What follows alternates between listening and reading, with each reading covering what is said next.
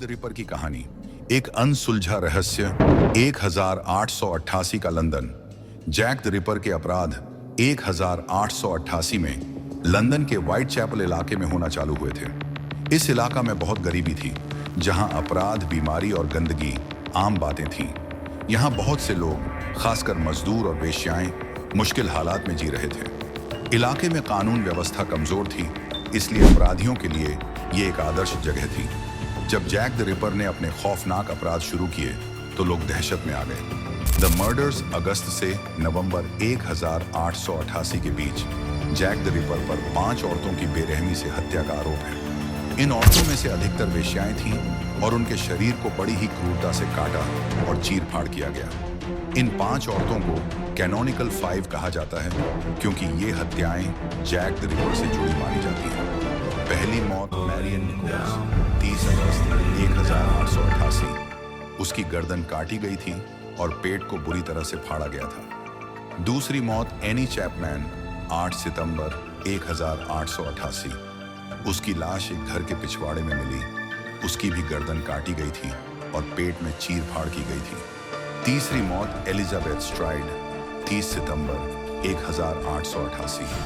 उसकी लाश एक आंगन में मिली। उसकी सिर्फ गर्दन काटी गई थी, लेकिन ऐसा लगता है कि कातिल को किसी ने बीच में रोक दिया। चौथी मौत कैथरीन एडोज, 30 सितंबर 784 1888। उसी रात उसकी लाश ओनमेट्री स्क्वायर में मिली। उसका पेट फाड़ा गया था और अंग निकाल लिए गए थे। पांचवी मौत मैरी जेन केली, 9 नवंबर 1888। सबसे भयानक हत्या, उसकी लाश एक कमरे में मिली और शरीर के कई अंग गायब थे। जैक द रिपर के अपराध इतने डरावने थे कि लोग सोचने लगे कि उसे शरीर की सर्जरी या चिकित्सा का ज्ञान था, क्योंकि उसने शरीरों को इतनी सावधानी से काटा था। लोगों में फैली दहशत जैक द रिपर के अपराधों ने लंदन को खौफ में डाल दिया था। उसकी पहचान अज्ञात थी और लोग उसे लेकर बहुत डर गए थे। अखबारों ने भी इन अपराधों की बहुत चर्चा की और लोगों की चिंता और बढ़ा दी। खासकर औरतें, खासकर गरीब औरतें व्हाइट चैपल इलाके में अपने लिए बहुत असुरक्षित महसूस करने लगी। जांच और पुलिस की चुनौतियां जैक द रिपर को पकड़ने के लिए लंदन की स्कॉटलैंड यार्ड और मेट्रोपॉलिटन पुलिस ने बहुत कोशिश की, लेकिन जांच में कई चुनौतियां थीं। फॉरेंसिक तकनीक की कमी, उस समय डीएनए या फिंगरप्रिंट जैसी आधुनिक तकनीक नहीं थी, इसलिए कातिल को पकड़ना बहुत मुश्किल था। जनता का दबाव, पुलिस पर बहुत दबाव था, लेकिन वे कातिल को नहीं पकड़ पा रहे थे। झूठे सुराग पुलिस को सैकड़ों झूठे खत मिले, जिनमें से कई जैक द रिपर के नाम से लिखे गए थे, जिससे जांच और जटिल हो गई। कई संदिग्धों पर शक किया गया, लेकिन कोई भी साबित नहीं हो सका कि वही जैक द रिपर था। कुछ जाने माने संदिग्ध थे। मॉन्टेगू जॉन ड्रोइट, एक बैरिस्टर जिसने अंतिम हत्या के बाद आत्महत्या कर ली।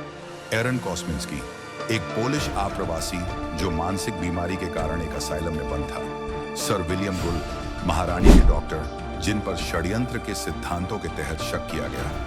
लेकिन इन सभी प्रयासों के बावजूद जैक द रिपर कभी पकड़ा नहीं गया। जैक द रिपर की विरासत, जैक द रिपर आज भी डर और रहस्य का प्रतीक माना जाता है।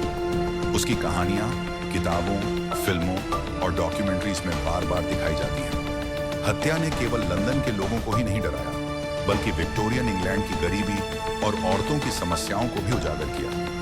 आज तक जैक द रिपर की असली पहचान एक रहस्य बनी हुई है और उसकी कहानी इतिहास की सबसे चौंकाने वाली और अनसुलझी गुत्थियों में से एक है। कंक्लूजन, जैक द रिपर की जिंदगी भले ही रहस्यमयी हो, लेकिन उसने 1888 के लंदन में जो खौफ पैदा किया था, वो कभी भुलाया नहीं जा सकता। उसकी डरावनी हत्याएं और उसका कभी न पकड़ा जाना उसे इतिहास के सबसे बदनाम और खौफनाक अपराधियों में से एक। ये तक सुनने के लिए बहुत बेहद शुक्रिया।